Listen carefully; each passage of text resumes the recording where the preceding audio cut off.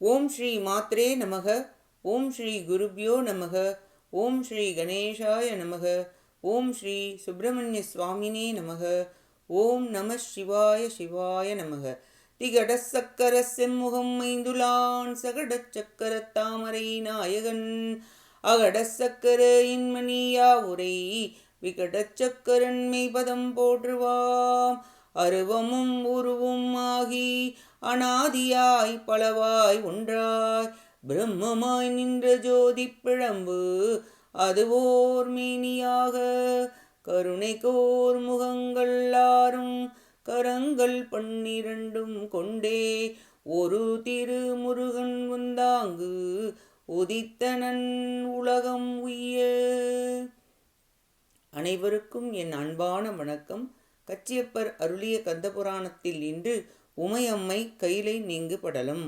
இப்படலம் உமையம்மை கைலை மலையில் வீற்றிருக்கும் சிவபெருமானே தங்கள் உண்மைத்தன்மையை மொழிந்தருள வேண்டுதல், சிவபெருமான் தன் இயல்புகளை கூறல், சிவன் பல உருவங்களை கொள்ள காரணம், சிவபெருமான் தன் மேன்மையை கூறல், ஏகாதச ருத்ரர்கள் சிவனை வழிபடல், உணர்வு இழந்த உயிர்கள் உயிர் பெற்று எழல், உயிர்கள் நித்திய கடன்கள் செய்ய வேண்டியதன் அவசியம், உமையம்மை தவம் செய்ய காலிந்தி நதியினை அடைதல் ஆகியவற்றை கூறுகிறது.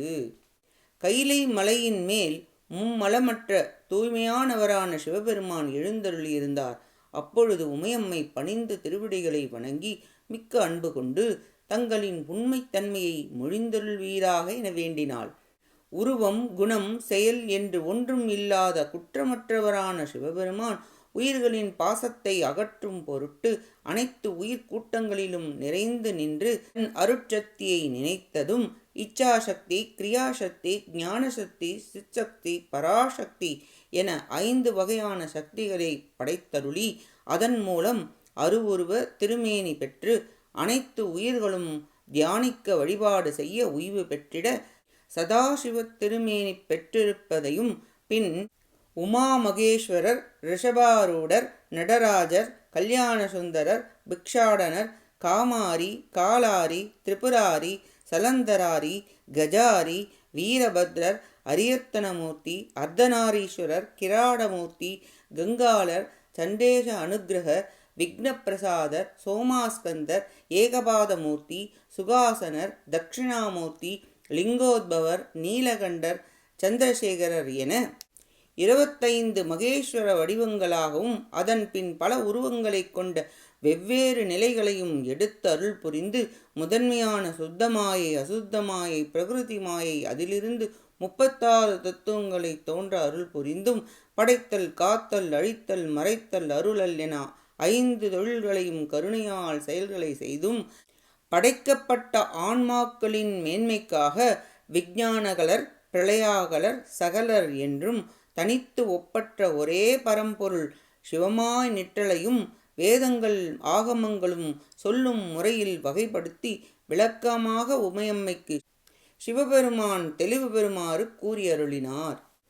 உமையம்மை இதை அறிந்ததும், எம்பெருமானே, தங்களுக்கு உருவம் இல்லை என்று உரைத்தீர், பின்னர் ஏன் 5 சக்திகளையும் பல உருவங்களையும் மேற்கொண்டீர் என வினவ, நம் உருவங்கள் யாவும் அருள் வடிவங்களாகும். அறியாமையால் அஞ்ஞானத்தால் உள்ள உயிர்களை தெளிவு பெறும் பொருட்டு அறிவு புகட்டி ஞானத்தை அளித்து உய்வு பெறவில்லையேல் அவ்வுயிர்கள் அழியும், மயக்கம் பெற்று உடல் பெற்று அறிவு பெறாது விளங்கும். எம்முடன் பிரிதல் இல்லாத உன்னிடத்திலும் யாம் உணர்வு பொருந்தி இல்லையேல் உன் உயிரும் அறிவு பெறாது, அதை காட்டி அருளுவோம் எனக் கூறி காண்பாயாக என இயம்பி அனைத்து உயிர்களிலிருந்தும் விலகினார்.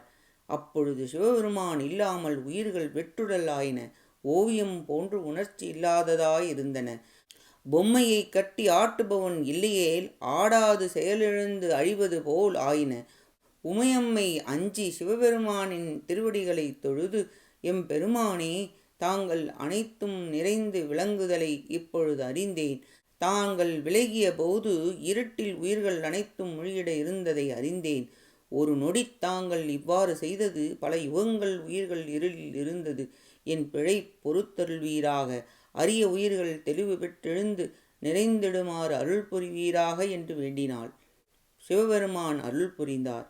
முன்பு அழிந்த உயிர்க்கூட்டங்கள் அனைத்தையும் எழுப்ப திருமாலாலும் பிரம்மாவாலும் தேடப்பட்ட சிவபெருமானிடமிருந்து ஏகாதச ருத்ரர்கள் வந்தனர்.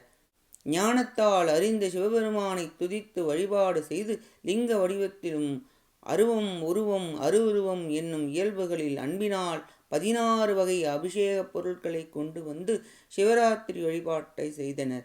திருநீற்றையும் ருத்ராட்சத்தையும் அணிந்து திரு ஐந்தெழுத்தை ஓதி சோடசோபசாரம் செய்து ஆத்மசுத்தி, தான சுத்தி, திரவிய சுத்தி, மந்திர சுத்தி, லிங்க சுத்தி என பஞ்ச சுத்திகளையும் செய்து அந்தர்யாகம் என்னும் மகபூஜை செய்தனர்.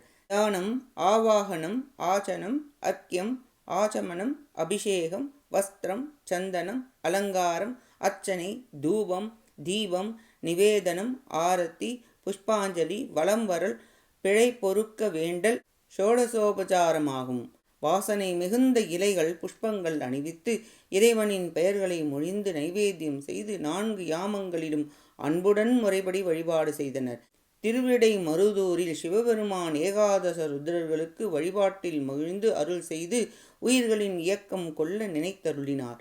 பின்னர் திருமால், பிரம்மா, இந்திரன் முதலான தேவர்களும் திசைக்காவலர்களும் முனிவர்களும் உயிர்க்கூட்டங்களும் அனைத்தும் எழுந்தன.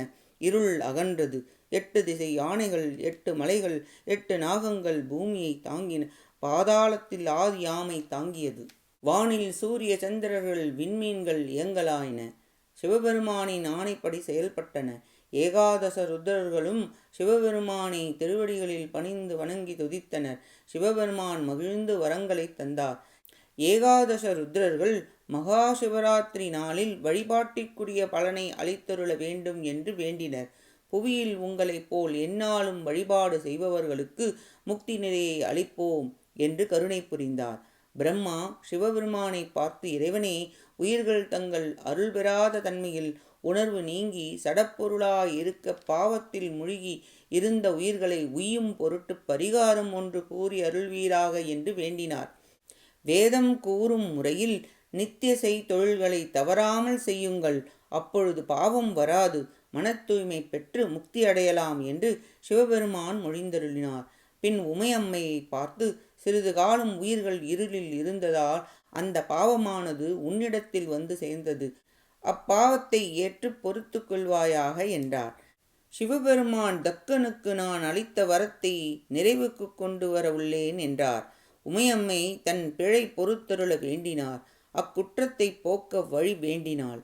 சிவபெருமான் உமையம்மைக்கு, நீ சென்று காளிந்தி என்னும் நதியினை அடைந்து பிரணவ எழுத்து போன்று விளங்கும் வலம்புரி சங்கின் வடிவமாகி தவத்தை மேற்கொள்வாயாக என்றும், அப்படி நீ தவம் செய்யும் பொழுது தக்கன் உன்னை வலம்புரி சங்கை விரும்பி எடுத்தவுடன் குழந்தை வடிவமாக விளங்குவாய்.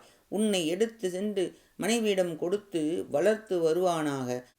5 வயது நிரம்பியதும் என்னை மனத்தில் விரும்பி கடுந்தவம் செய்வாயாக. யாம் அங்கு வந்து வேத முறைப்படி திருமணம் செய்து கொண்டு இக்கைலை மலைக்கு உன்னை அழைத்து வருவோம் என்று மொழிந்தார். இதை கேட்டு பணிந்து வணங்கி உலகினர் இன்புற தவம் செய்தலின் பொருட்டு அவரை பெரிய மனமில்லாமல் கலங்கி பின் கைலை மலையிலிருந்து நீங்கினாள் உமையம்மை. சிவபெருமானை விட்டு பிரிந்து புவியை அடைந்து கடலுக்கு ஒப்பான காளிந்தி நதியினை அடைந்து வேத முறைப்படி வேத முதலான பிரணவத்திற்கு ஒப்பான வடிவத்துடன் வெண்மையான சங்கின் வடிவம் கொண்டு ஒப்பற்ற தாமரை மலர் ஆகிய ஆசனத்தின் மீது வீற்றிருந்தாள். திரு ஐந்தெழுத்தை மனதில் தியானித்து பல காலங்கள் தவம் செய்து கொண்டிருந்தாள் எனக் கூறி உமையம்மை கையிலை நீங்கு படலம் நிறைவடைகிறது. அடுத்த பதிவில் காளிந்தி படலம் பற்றி பார்ப்போம். கேட்ட அனைத்து நல்லுள்ளங்களுக்கும் நன்றியும் வணக்கமும் கூறி விடைபெறுகிறேன். மூவிரு முகங்கள் போற்றி முகம்பொழி கருணை போற்றி ஏவரும் துதிக்க நின்ற ஈரார் தோள்கள் போற்றி காஞ்சி மாவடி வைகும் செவ்வேல் மலரடி போற்றி அண்ணான் சேவலும் மயிலும் போற்றி திருக்கைவேல் போற்றி போற்றி. ஆறிரு தடந்தோள் வாழ்க, ஆறுமுகம் வாழ்க, வெற்பை கூரிசை தனிவேல் வாழ்க, குக்குடம் வாழ்க, செவ்வேள் ஏறிய மஞ்சை வாழ்க, யானைத்தன் அணங்கு வாழ்க, மாறிலா வள்ளி வாழ்க, வாழ்க சீரடியாரெல்லாம். வான்முகில் வழாது பெய்க மலிவலம் சுரக்க, மன்னன் கோன்முறை அரசு செய்க, குறைவிலாது உயிர்கள் வாழ்க, நான் மறை அறங்கள் ஓங்க, நற்றவும் வேள்வி மல்க, மேன்மைகொள் செய்வ நீதி விளங்குக உலகம் எல்லாம். வெற்றிவேல் முருகனுக்கு அரோகரா. காஞ்சி குமரகோட்ட முருகனுக்கு அரோகரா. நன்றி, வணக்கம். வேலும் மயிலும் துணை. ஓம் சரவண பவ. முருகா சரணம். திருச்சிற்றம்பலம்.